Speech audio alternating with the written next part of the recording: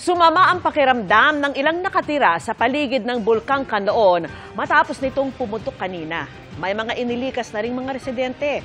At mula sa bayan ng La Carlota, nakatutok live si Adrian Prietos ng GMA Regional TV. Adrian. Yes, Vicky, mga kapuso, mahigit 6 na buwan nga matapos magkaroon ng phreatic eruption ang Mount Kanlaon dito sa Negros Island ay muli na naman itong pumutok ngayong hapon.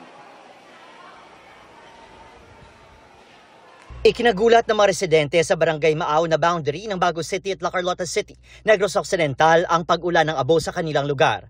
Si Nanay Jocelyn, inakalang ulan ang bumuhos. Parang malakas na ulan. Akala ko nga ulan, kinuha namin yung mga sampay namin. Bakit hindi naman ako nabasa? Kaya pala buhangin yung bumapatak.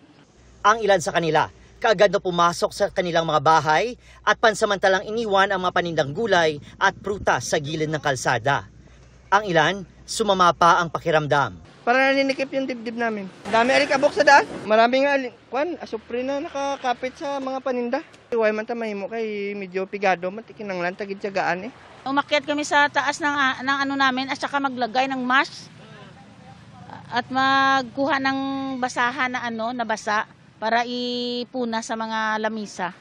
Pinayuhan na ng LGU na lumikas ang mga residenteng nasa 6-kilometer permanent danger zone at maghanda na rin sa karagdagan pang paglikas kung kakailanganin. Maging vigilant po at mag-antabay po sa mga update po from PBOX. Depende po sa LGUs po, pero nire-recommend po natin na magre-restore alert level 3. Sa pinakahuling monitoring ng Negros Occidental PDRMO, nagsasagawa na ng evacuation sa ilang bahagi ng Bago City at La Casillana, Negros Occidental dahil sa ashfall.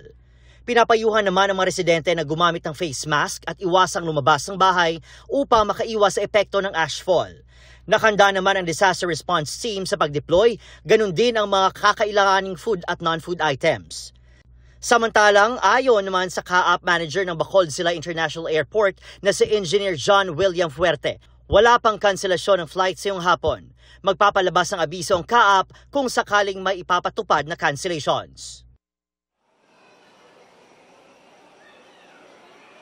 Yes, Vicky, mga kapuso, sa kasalukuyan nga ay nagsidatingan na ang mga evacuees mula sa 6-kilometer PDZ o Permanent Danger Zone dito sa La Carlota City, Negros Occidental. Inaasahan na rin ang tulong mula sa iba't ibang ahensya ng gobyerno para naman sa kakailanganing food at maging non-food items ng mga apektadong residente. Mga kapuso, dumating na rin sa Negros Provinces ang ating Jimmy Kapuso Foundation upang paghandaan ng tulong para sa mga biktima ng pagbutok ng Bulkang Kanlaon. At yan munang latest mula dito sa La Carlota City, probinsya ng Negros Occidental. Vicky? Maraming salamat sa iyo, Adrian Prietos ng GMA Regional TV.